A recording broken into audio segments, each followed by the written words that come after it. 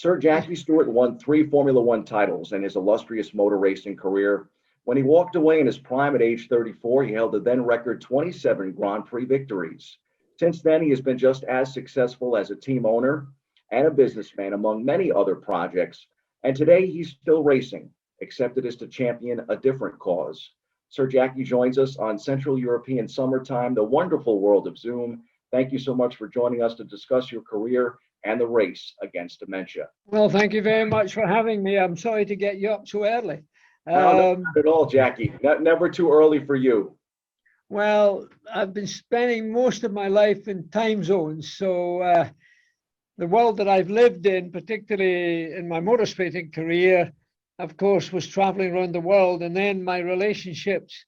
I notice you've got my Sports Illustrated Sportsman of the Year one there.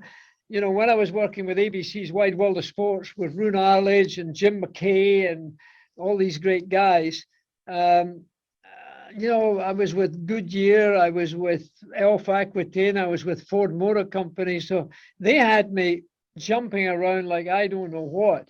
You know, it was a pretty colorful business. Yes, you crossed the Atlantic 186 times in 1971. That's right. 1970. Yeah, that's exactly right. And 26 of those were Concorde.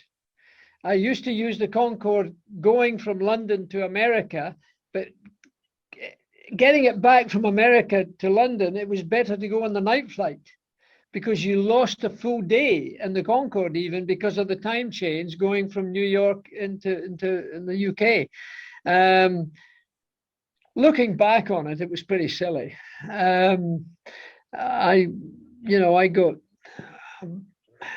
hemorrhage, ulcer. I had mononucleosis. I had all sorts of things just because I didn't know any better. I was so excited and so pleased to have such a blue chip relationship with so many really great companies that I was still racing at that time because I was doing Can-Am and Formula 1 and touring cars, GT cars, endurance cars, and God knows what.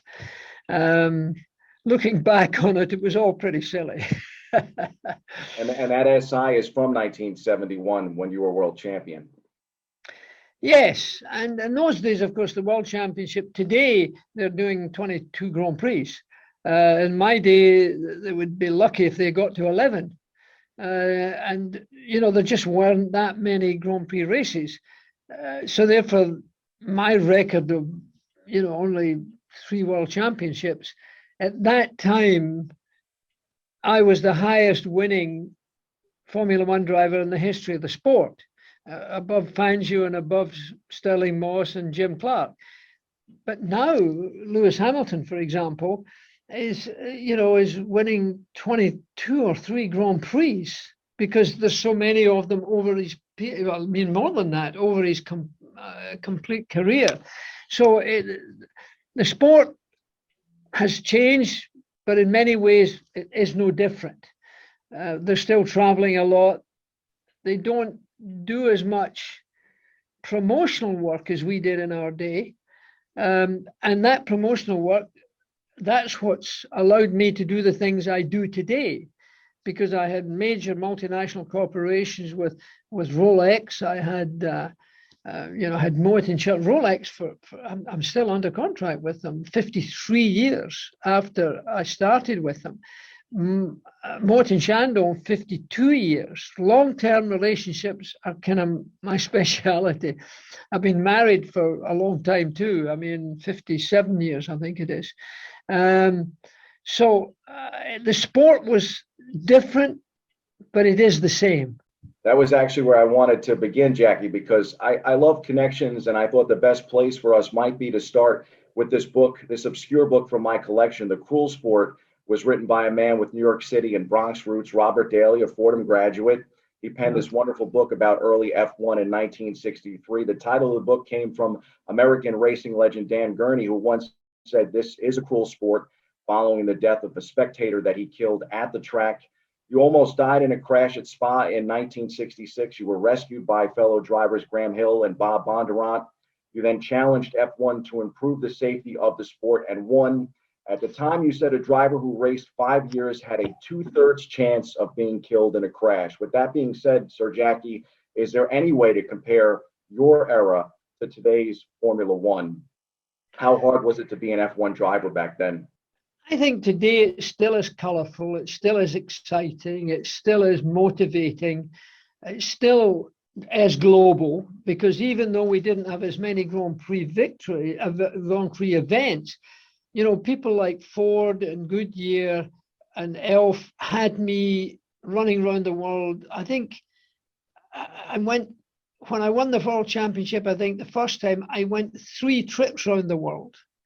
One with Elf Aquitaine, the French fuel company at that time, Goodyear, and Ford, because they all had, you know, Goodyear, for example, you know, in these later years, they had great rubber farms, whether it was India or Indonesia, whether it was Thailand or somewhere else. I mean, the Middle East, the Far East, the Australias, the New Zealands, Panama, for God's sake, I went to. I mean, it's this size Panama in comparison, but they sell tires there. So therefore, in those days, there's much more of that going on than it is today. The driver appearances are considerably less, but that's why I, for example, won the American Sportsman of the Year, because I was with ABC's World of Sports while I was still winning Grand Prix. So I lived in a very unusual period. I count myself very lucky. You know, it was this way back. A lot of the people that are going to be viewing you, I mean, weren't alive then, but it was the swinging 60s and 70s, you know, Carnaby Street and the Beatles and the Rolling Stones, and Frank Sinatra would come to and Elizabeth Taylor would come to the Monaco Grand Prix, David Niven, all these big names of the movies in those days. And I tell everybody, you know, the swinging 60s were the best years ever. That's when motor racing was dangerous and sex was safe. Yeah, I mean, Jackie, you won those titles in 69, 71, and 73. And, you know, obviously, as you mentioned, pretty much a true gladiator for that period. What was it like to live in that era, to be a star of the 60s and 70s? Very glamorous. I mean, really glamorous. I mean, the Monaco Grand Prix, we had the Princess Grace, for goodness sake. There's nothing more glamorous than that. And, you know, I was able to meet the Frank Sinatras. I was able to meet some of the most remarkable people in the world, the King Hussein of Jordan and people of that caliber, because it's a global sport, unlike American football or baseball or, you know, golf, pretty much international in the fullest sense. But somehow or other, there's a magic about the motor car. And people of the highest level, you know, when I go to Mexico, I would never not going to have dinner with Carlos Slim, for example, who's been the richest man in the world quite a few times, because everybody drives a car. You know, there's a magic about that, which other sports, they're not going to be baseball players and they're not going to be football players either, or soccer players. Some of the skiers have got a lot of things going on, but even then it's different. Everybody drives a car, you know, whether it's a Ferrari or a Fiat, they drive a car.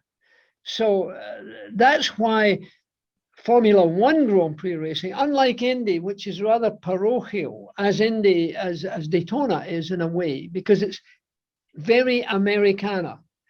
Formula One is totally global.